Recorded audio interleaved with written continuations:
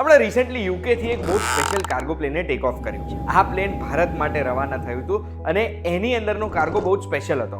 Cargo હતો 100 ton સોનું, જેની કિંમત લગભગ 74,600 કરોડ રૂપિયા હોઈ શકે છે. હવે આ કોઈ ફાસ્ટ એન્ડ ફ્યુરિયસ મૂવીનું પ્લેન નહોતું જેમાં 100 ટન સોનું ચોરી થયું હતું.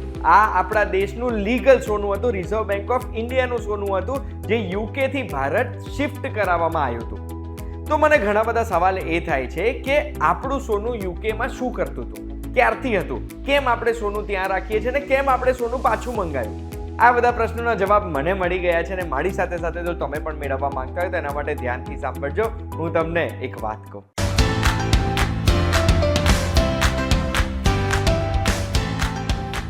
એક વાત કહું, આપનું સ્વાગત છે. મારું નામ છે ગુંજ ઠક્કર.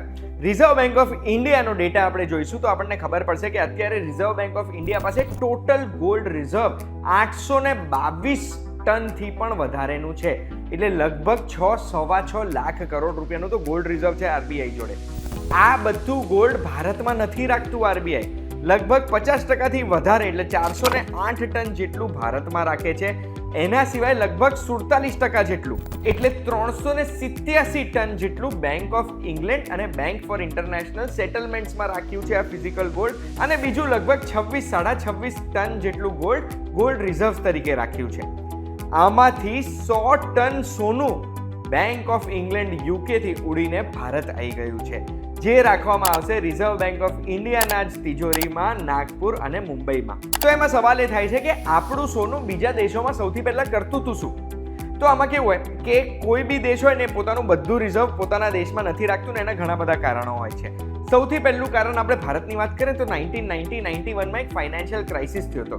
જે ક્રાઇસિસમાં આપણા દેશનું સોનું આપણે બેંક ઓફ ઇંગ્લેન્ડને પ્લેજ કરેલું, એમને આપણે ગીરવી રાખેલું, જેની સામે આપણને એક લોન જોઈતી હતી.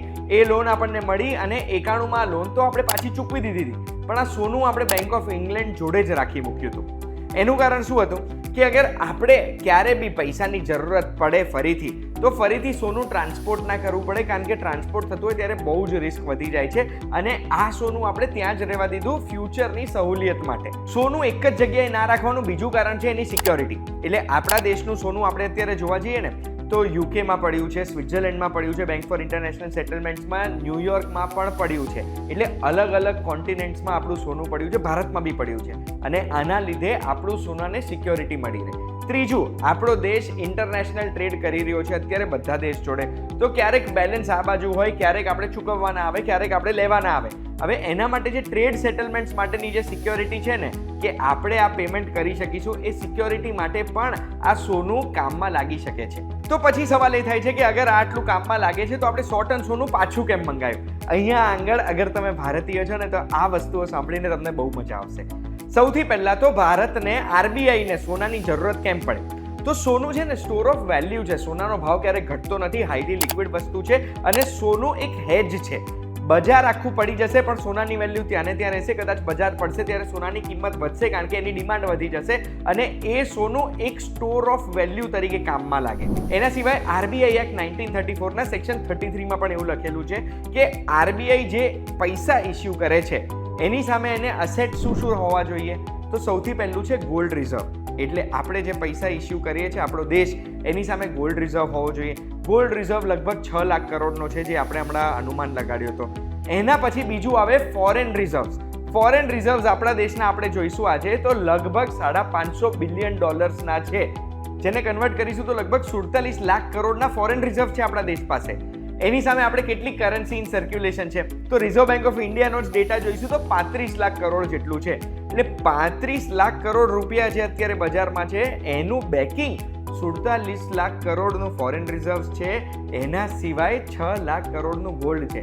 એનો મતલબ છે કે આપણું બેકિંગ વધારે છે, આપણે પૈસા ઇસ્યુ કર્યા છે એની સામે. અને એટલું જ નહીં, આપણી જોડે જે ફોરેન રિઝર્વ્સ પડ્યા છે ને એ આવનારા 11 મહિનાનું ઇમ્પોર્ટનું પેમેન્ટ કરી શકે એટલા રિઝર્વ્સ છે. બેસિકલી આપણો દેશ, આપણો જીડીપી ગ્રોથ જોતા આપણે એક સારી જગ્યાએ બેઠા છે અત્યારે. સદ્ધર કહેવાય આપણો દેશ. અને આ સદ્ધરતાને લીધે હવે આપણે આ 100 ટન સોનું પાછું મંગાવી લઈએ તો એનાથી આપણા ફોરેન ટ્રેડ સેટલમેન્ટ્સને કોઈ અસર નહીં પડે. આના સિવાય આપણું સોનું આપણા જ દેશમાં પડ્યું હોય ને એનો હજુ એક ફાયદો છે. રશિયાએ જ્યારે યુક્રેન ઉપર ચઢાઈ કરી હતી ને ત્યારે રશિયાનો લગભગ $300 બિલિયન રિઝર્વ્સ બીજા બધા દેશોમાં હતા, જે અમેરિકા અને નેટો દેશોએ એને ફ્રીઝ કરી કાઢ્યા હતા, જપ્ત કરી દીધા હતા. આ જે અસેટ્સ હતા અત્યારે 2024માં G7 કન્ટ્રીઝ મળવાના છે અને આ અસેટ્સને યુઝ કરીને યુક્રેનને જ પૈસા આપશે, યુક્રેનની જ મદદ કરવાના છે, જેનાથી યુક્રેન રશિયાની સામે લડી શકે. એટલે રશિયાના જ પૈસાથી રશિયાએ જે દેશ ઉપર ચઢાઈ કરી છે એ દેશને મદદ કરવામાં આવશે.